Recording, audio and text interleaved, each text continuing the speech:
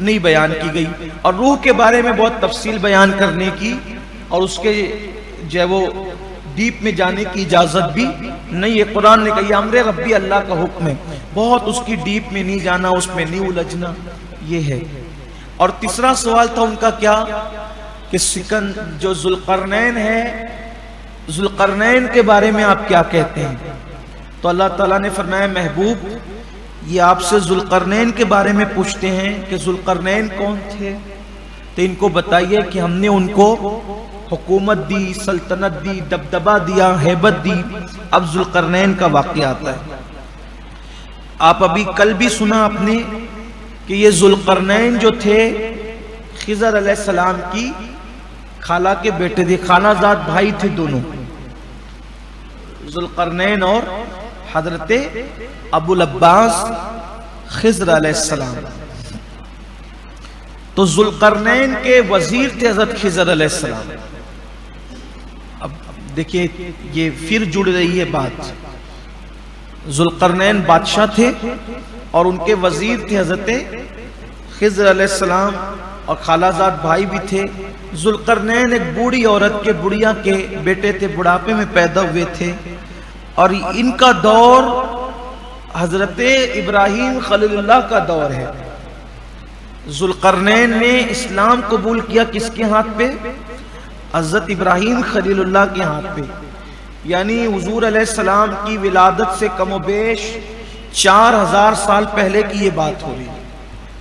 واللہ عالم یہ جو کتابوں میں لکھا ہے، خاص طور پہ تفسیر ساوی میں جو لکھا ہے، میں اس کے حوالے سے پیش کر رہا ہوں۔ دیکھیے میں تو ایک طالب علم ہوں، ہم تو کوئی نئی بات نہیں لا سکتے، جو ہمارے بزرگوں نے لکھا ہے میں اسی کو آپ کو آ کر کے پڑھ کر کے سنا دیتا ہوں۔ اب جس کو مزید تحقیق کرنی ہے وہ اپنے اپنے حساب سے کرتا رہے۔ میری حیثیت ایک ناقل کی ہے، کہ کوئی میں بہت بڑا محقق نہیں ہوں کہ میں اپنی طرف سے کوئی چیز لاؤں، اور اب اپنی طرف سے کوئی کچھ لا بھی نہیں سکتا ہے، اس لیے کہ اسلام کو آئے ہوئے 1450 سال ہو چکے۔ ہم پابند ہیں کتابوں کے، جو ہماری معتبر کتابوں میں لکھا ہے وہی آپ کے سامنے پیش کرتے ہیں، وہی کرنا بھی ہے، اس سے زیادہ ہمیں کچھ نہیں کرنا۔ اللہ اسی خدمت کو قبول کر لے تو میرے اور آپ کے لیے نجات کا ذریعہ ہے۔ تو یہ ذوالقرنین نے اسلام قبول کیا تھا حضرت ابراہیم علیہ السلام کے ہاتھ پہ، اور انہی کے صحبت میں وہ رہے، اور ان کی صحبت میں رہ کر وہ بہت نیک ہو گئے تھے۔ نبی کی صحبت میں رہ کر تو نیک ہی ہو سکتے ہیں۔ بعض لوگ کہتے ہیں وہ بھی نبی ہیں، لیکن یہ بات جو ہے وہ معتبر نہیں ہے۔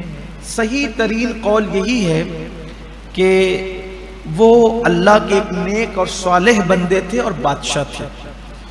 کہا جاتا ہے کہ دنیا میں 4 بادشاہ ہوئے ہیں جن کو اللہ نے پوری دنیا میں حکومت عطا فرمائی۔ 2 مسلمان بادشاہ ہوئے اور 2 کافر بادشاہ ہوئے جنہوں نے پوری دنیا پہ حکومت کی، مشرق سے مغرب، شمال سے جنوب۔ 2 مسلم بادشاہ میں تو ایک حضرت سلیمان علیہ السلام ہے جن کو اللہ نے پوری دنیا پہ حکومت دی، اور دوسرے مسلم بادشاہ حضرت ذوالقرنین ہے جنہوں نے پوری دنیا پہ حکومت کی۔ اس سے وہ سکندر اعظم جو ہے نا وہ ذوالقرنین نہیں ہے، کیونکہ یہاں آ کر کے یہ بات واضح ہو جاتی ہے کہ وہ سکندر الگ ہے جو قبل مسیح میں یونان میں تھا، اور یہ ذوالقرنین سکندر الگ ہے، دونوں میں فرق ہے۔ کیونکہ وہ تو آدھی سے زیادہ دنیا فتح کر کے 32 سال 8 مہینے کی عمر میں اس کا انتقال ہو گیا، مر گیا وہ بابل شہر میں۔ لیکن سکندر ذوالقرنین نے پوری دنیا پہ حکومت کی، یہ آدھی دنیا والا آدمی نہیں ہے، پوری دنیا پہ حکومت کی۔ اور ان کو ذوالقرنین اس لیے کہتے ہیں کہ جب یہ تاج پہنتے تھے تو ان کے تاج میں 2 سینگ ہوتے تھے، تاج میں، تاج کی ڈیزائن ہے، اس لیے ان کو ذوالقرنین یعنی 2 سینگوں والا کہا گیا، ایک وجہ۔ دوسری ایک وجہ یہ بھی بیان کی مفسرین نے کہ پیدائشی طور پہ ان کے 2 حصے سر کے ابھرے ہوئے تھے، اس لیے ذوالقرنین کہا گیا۔ تیسری وجہ یہ ہے کہ مشرق سے مغرب تک ان کی حکومت تھی، اس لیے ان کو ذوالقرنین کہا گیا، واللہ اعلم۔ ان کے نام میں بہت اختلاف ہے، اس لیے اس کا تذکرہ ہی نہیں کرتے، اس کو چھوڑ دیتے۔ ان کو بہت شوق تھا اور طلب تھی کہ آب حیات مجھے بھی مل جائے، تاکہ میں ہمیشہ جیوں. اور یہ چلے تھے آب حیات کے لیے، آپ نے کل سن لیا، لیکن بہت دور گئے، بہت دور نکلے، لیکن ان کو نہیں. بھئی تقدیر کی بات ہے، ڈھونڈنے والا ڈھونڈتا ہے، لیکن مل گیا حضرت خضر علیہ السلام کو، اس لیے وہ زندہ رہے. ذوالقرنین کا جو واقعہ آیا ہے قرآن شریف میں، تو خاص طور پہ اللہ نے ان کے 3 سفر کو بیان فرمایا. حضرت ذوالقرنین کے 3 سفر کو. اچھا ایک بات اور اس کو پوری کر دوں تاکہ بات ہو جائے. 2 بادشاہ مسلمان ہوئے، سلیمان علیہ السلام اور حضرت ذوالقرنین، اور 2 بادشاہ کافر ہوئے، ایک بخت نصر اور ایک نمرود. ان دونوں نے پوری دنیا پہ حکومت کی.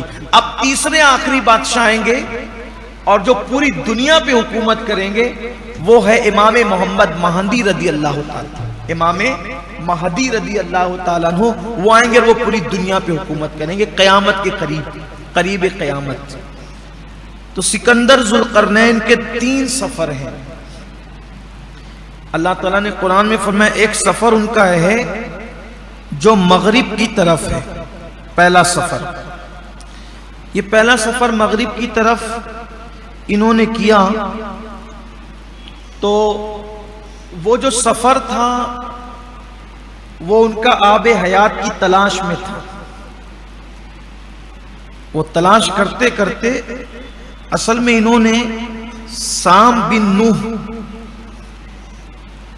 پرانی کتابوں میں ان کو کوئی کتاب نظروں سے گزری ہوگی کہ سام بن نوح کی اولاد میں کوئی صاحب ہوں گے جن کو آب حیات ملے گا، وہ آب حیات پئیں گے اور قیامت تک رہیں گے. تو انہوں نے سوچا کہ میں بھی تو سام بن نوح کی اولاد میں سے ہوں، تو اس لیے ہو سکتا ہے مجھے کو مل جائے. لیکن ان کو خبر نہیں تھی کہ خالازاد بھائی کو ملنے والے.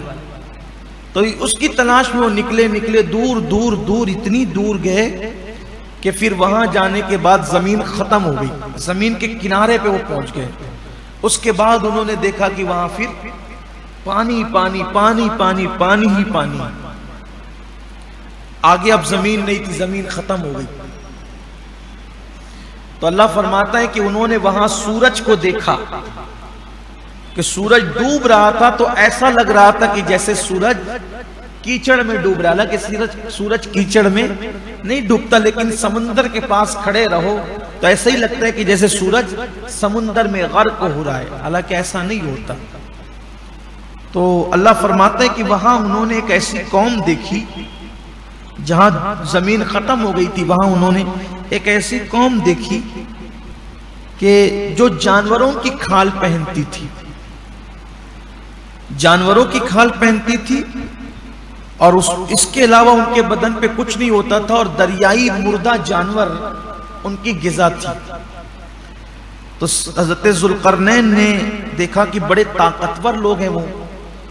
تو آپ نے چاروں طرف سے ان کو گھیر لیا، اور جب گھیراؤ ڈال کر ان کو بے بس کر دیا تو آپ نے ان پر دین پیش کیا، اسلام پیش کیا. جو ایمان لائے وہ ایمان لائے، جو نہیں لائے تو وہ ان کے ہاتھوں سے قتل ہو گئے. تو جو ایمان لائے تو آپ نے ان کو اپنی فوج میں شامل کر لیا، ان کی مزید تربیت کی. اور پھر آپ نے دوسرا سفر کیا مشرق کی طرف. سکندر ذوالقرنین نے جب مشرق کی طرف سفر کیا تو گئے اتنا آگے گئے کہ زمین کے دوسرے کنارے پر پہنچ گئے آپ. اور وہاں آپ نے سورج کو نکلتے دیکھا کہ جہاں سے سورج نکل رہا تھا، طلوع ہو رہا تھا، وہاں بھی آپ نے دیکھا. تو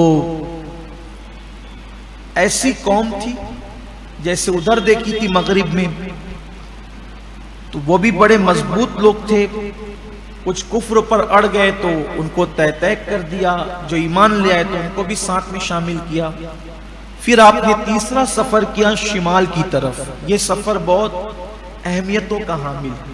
تیسرا سفر، 3 سفر میں یہ تیسرا بیان کیا گیا. 2 سفر آپ نے سن لیا، تیسرا سفر بڑا اہمیت کا حامل ہے. تیسرا سفر جو انہوں نے کیا شمال کی طرف، تو آپ وہاں پہنچے جہاں پر ایک ایسی قوم رہتی تھی کہ ان کو یہ بھی شعور نہیں تھا کہ کپڑے بھی پہنے جاتے ہیں. اور ان کی زبان ایسی تھی کہ وہ حضرت سکندر ذوالقرنین کو سمجھ نہیں آتی تھی اور ان کی زبان ان کو سمجھ نہیں آتی تھی، لیکن انہوں نے اشارے سے یا کسی ترجمان سے جس ذریعے سے بھی ذوالقرنین کے پاس انہوں نے ایک بات رکھی بمشکل تمام کہ ہم لوگ آپ کی مدد چاہتے ہیں، ہمیں آپ کی امداد چاہیے، کیونکہ یہاں ایک ایسی قوم ہے جس کو یاجوج ماجوج کہتے ہیں۔ یہ یاجوج ماجوج جو قوم ہے یہ آتی ہے اور آنے کے بعد ہماری ساری فصلیں اجاڑ دیتی ہے، انسان بھی کھا جاتے ہیں، جانور بھی کھا جاتے ہیں، پرندے چرندے جو ہاتھ آتا ہے سب کھا جاتے ہیں، بہت پریشان کر رکھا ہے انہوں نے۔ آپ ہماری مدد فرمائیں، مدد کریں آپ ہماری، وہ بہت جنگجو لوگ ہیں، کوئی ان کا مقابلہ نہیں کر سکتا۔ حضرت ذوالقرنین کو انہوں نے کہا اگر آپ کہیں تو ہم کچھ چندہ اکٹھا کر کے آپ کو دے دیں، کچھ پیسے آپ کو دے دیں، آپ ہماری کچھ مدد کریں۔ آپ نے فرمایا کہ مجھے اس کی کوئی ضرورت نہیں، اللہ نے مجھے بہت دیا ہے، تم نے مجھے مدد کے لیے کہا، میں تمہاری مدد کروں گا۔ تو آپ نے فرمایا لیکن ذرا میں اس قوم کو دیکھوں، یاجوج ماجوج کو میں دیکھنا چاہ رہا ہوں۔ انہوں نے منع کیا آپ نہ جائیں، وہ بڑے خونخوار لوگ ہیں، انسان بھی کھا جاتے ہیں۔ یہ بھی حضرت آدم علیہ السلام کی اولاد ہی میں سے ہے، یاجوج ماجوج ایک قوم ہے، اللہ کی شان۔ یہ یافس بن نوح کی اولاد میں سے، اور نوح علیہ السلام حضرت آدم علیہ السلام کی اولاد میں سے۔ حضرت نوح علیہ السلام کے 3 بیٹوں سے نسل چلی ہے نا، سام بن نوح، حام بن نوح اور یافس بن نوح۔ تو یہ جو یاجوج ماجوج ہے یہ یافس بن نوح کی اولاد میں سے، اور پوری دنیا کے اندر عرب میں، عجم میں، یہ گویا کہ ایشیا وغیرہ میں جو اولاد ہے یہ سب سام بن نوح کی اولاد ہے، یعنی ہم لوگ بھی سب چونکہ عجم میں رہتے ہیں تو مفسرین کے قول کے مطابق سام بن نوح کی اولاد میں سے۔ اکثر انبیاء کرام حضرت سام بن نوح کی اولاد ہے، اکثر سب کا شجر نسب سارے انبیاء کا کم و بیش سام بن نوح کی اولاد سے جا کے ملتا ہے۔ یہ مفسرین کی تحقیق ہے، کوئی حتمی بات میں نہیں کر رہا ہوں، مزید اور بھی کوئی تحقیق پیش کر سکتا ہے اس پر۔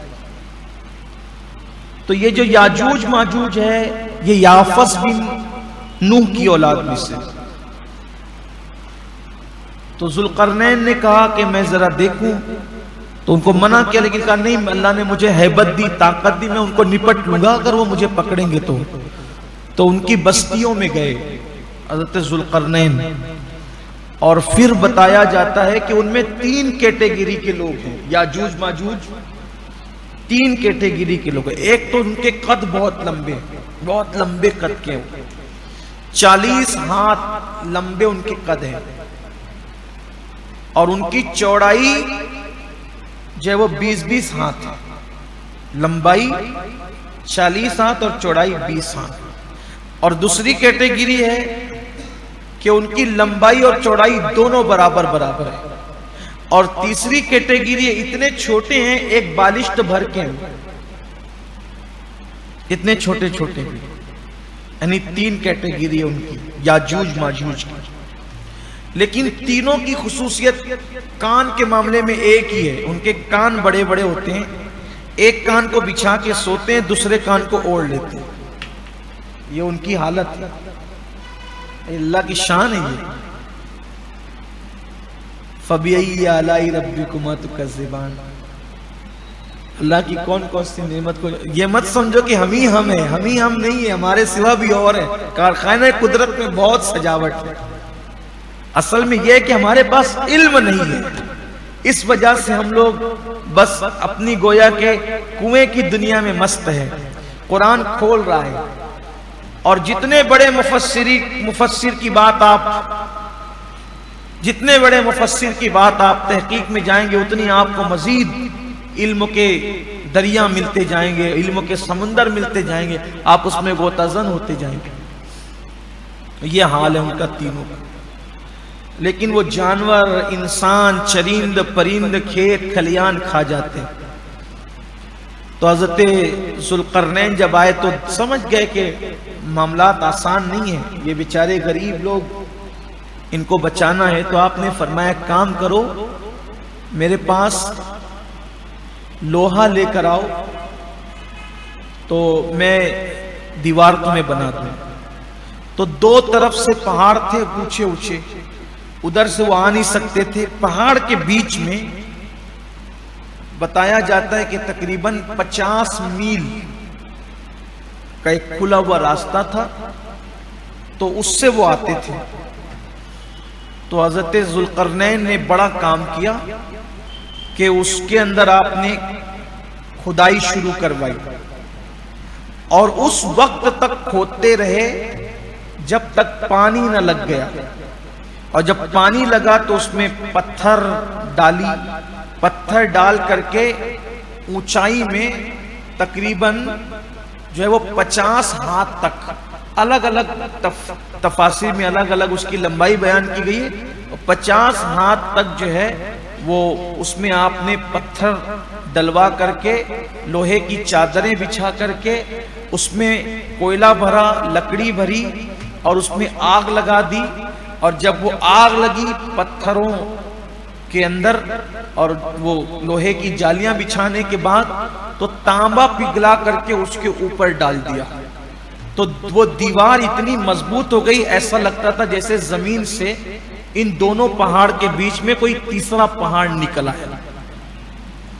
یہ ذوالقرنین کا کارنامہ ہے، جسے قرآن نے یہودیوں کے پوچھنے پر، مکے والوں کے ذریعے سے یہودیوں نے پوچھا تھا، جس کو قرآن نے بیان کیا۔ اب جب اتنی مضبوط دیوار دیکھی تو وہ وہاں جو قوم رہتی تھی، جو یاجوج ماجوج سے پریشان تھی، وہ خوش ہو کر کے کہا کہ تم نے تو بڑا کام کیا۔ دیکھو قرآن نیک لوگوں کی کیسی صفت بیان کرتا ہے۔ تو یاجوج ماجوج کے بچاؤ کے لیے جو وہ دیوار بنی تھی، تو حضرت ذوالقرنین نے کہا اس میں میرا کچھ نہیں ہے، یہ میرے اللہ کی رحمت ہے۔ یعنی کتنا بھی بڑا کام کر لو تو اپنے آپ کو بڑا مت سمجھو، اس کا کریڈٹ میں نے کیا کرنا نہیں، اللہ نے لے لیا، کہا یہ اللہ کی رحمت ہے۔ ذوالقرنین کا یہ خلوص اللہ کو اتنا پسند آیا کہ پھر بتا دیا گیا کہ جو کام اخلاص سے کیا جاتا ہے اس کی وہ باقی رہتا ہے، جو کام اخلاص سے کیا جاتا ہے باقی رہتا ہے۔ تو انہوں نے کیا تھا اخلاص سے ان غریبوں کی حفاظت کے لیے، تو اللہ نے فرمایا کہ اب وہ دیوار قیامت تک باقی رہے، جب تک اللہ کا حکم نہیں آ جاتا تب تک وہ باقی رہے گی۔ روزانہ یاجوج ماجوج، اب آپ سن چکے کتنے طاقتور ہوں گے وہ، بھائی جو 40 ہاتھ لمبے ہوں، 20 ہاتھ چوڑے ہوں، 40 ہاتھ چوڑے، 40 ہاتھ لمبے، اور پھر ان میں چھوٹے چھوٹے، تو وہ کیا نہیں کر سکتے، وہ روز آتے ہیں، ابھی بھی آتے ہیں۔ حدیث پاک میں آیا ہے، وہ حدیث بھی پیش کر دیتا ہوں آپ کے سامنے۔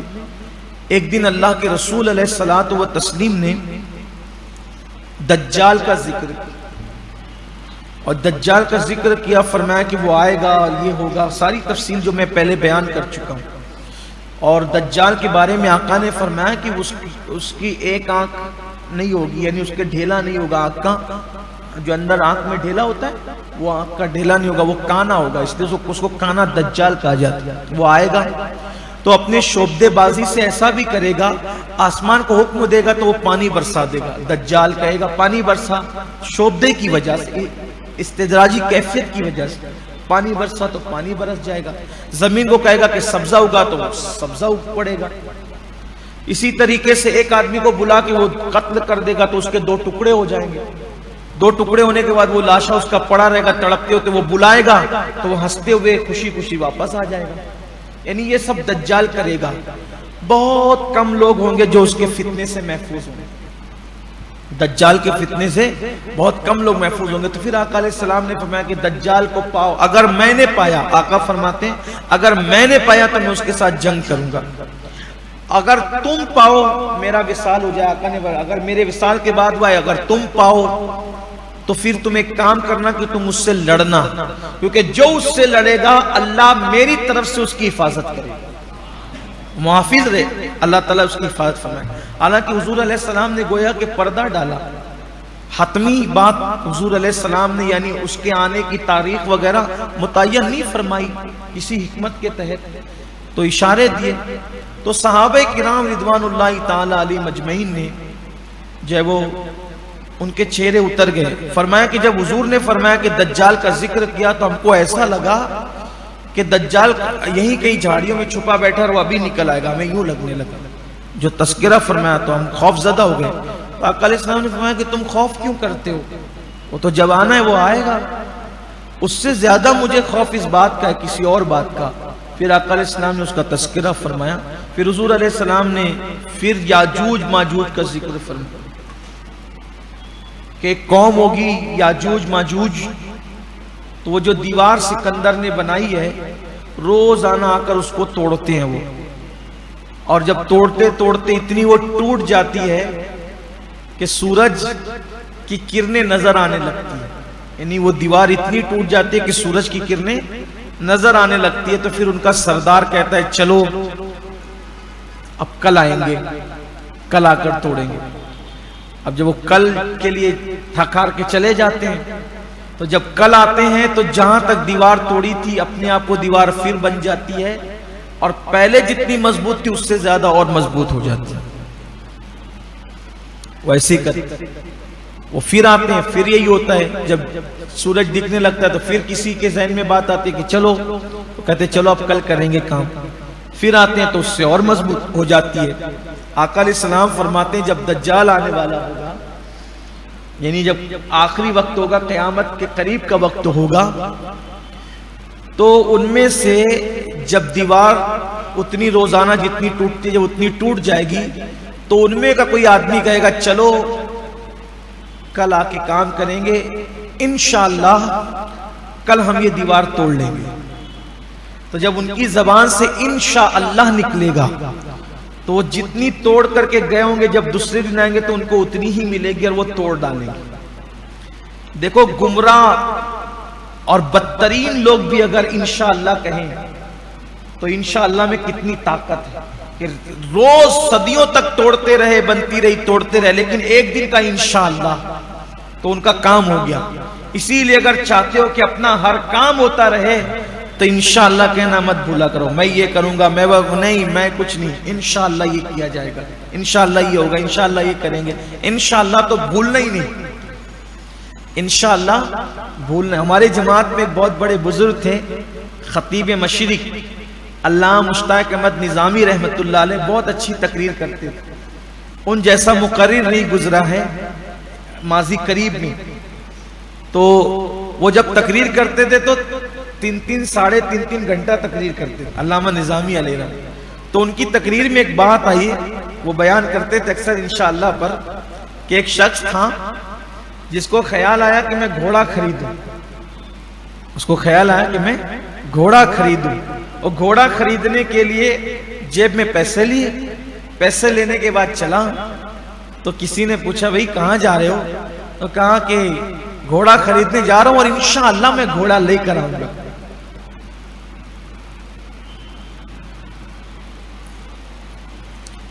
یا پھر ایسا ہوا کہ کسی نے پوچھا، معاف کیجئے، کسی نے پوچھا کہاں جا رہے ہو؟ تو کہا میں گھوڑا خریدنے جا رہا ہوں، گھوڑا لے کر آؤں گا. گھوڑا خریدنے جا رہا ہوں، گھوڑا لے کر آؤں گا. تو کسی نے کہا بھائی انشاءاللہ بول. تو کہا یہ بھی کوئی بات ہوئی بھائی، جیب میں پیسے موجود ہے، بازار میں گھوڑا موجود ہے، ملے گا نہیں تو پھر کیا ہوگا؟ کوئی دیندار رہا ہوگا، اس نے کہا ہوگا کہ انشاءاللہ بولے، اس سے بغیر انشاءاللہ کی بات نہیں کرتے. تو کہا کہ میری جیب میں پیسے ہے، میں بازار میں جانے کے لیے نکلا ہوں، بازار میں گھوڑا ہے، پیسہ بھی ہے، گھوڑا بھی موجود ہے، جانا اور لانا، اس میں انشاءاللہ کا کیا معاملہ ہے؟ اس نے کہا ٹھیک، کوئی بات نہیں. آگے چلا، کسی نے جیب کاٹ لی، کسی نے جیب کاٹ لی. جیب کٹ گئی تو واپس آئے، کیا ہوا گھوڑا نہیں لائے؟ تو کہنا انشاءاللہ اب گھر جائیں گے، پھر انشاءاللہ پیسے جمع کریں گے، پھر انشاءاللہ پھر بازار جائیں گے، پھر انشاءاللہ گھوڑا لائیں گے. تو بھئی ایک بار انشاءاللہ کہنے میں آپ کو بخار آ رہا تھا، ابھی اتنا انشاءاللہ کیوں کہہ رہے ہیں؟ تو کہا کہ آج سمجھ میں آ گیا اپنے اوپر جو بہت زیادہ لوگ بھروسہ کرتے تھے، سمجھ میں آ گیا کہ پیسے بھی تھے، گھوڑا بھی تھا، لیکن اللہ نے نہیں چاہا، اس لیے کام نہیں ہوا۔ جو کام اللہ چاہتا ہے وہی ہوتا ہے۔ میں نے بچپنے میں ان کی تقریر سنی تھی کبھی، بہت پہلے، اس سے ہلکا سا دھندلا سا یہ اقتباس ان کی تقریر کا یاد آ گیا، تو میں نے آپ کے سامنے پیش کر دی۔ اس لیے کہتا ہوں کہ نہ جیب کے پیسوں پہ بھروسہ کرو، نہ بازار اور مارکیٹ کی چیزوں پہ بھروسہ کرو، بھروسہ اللہ کی ذات پہ، وہ جو چاہتا ہے وہی ہوتا ہے۔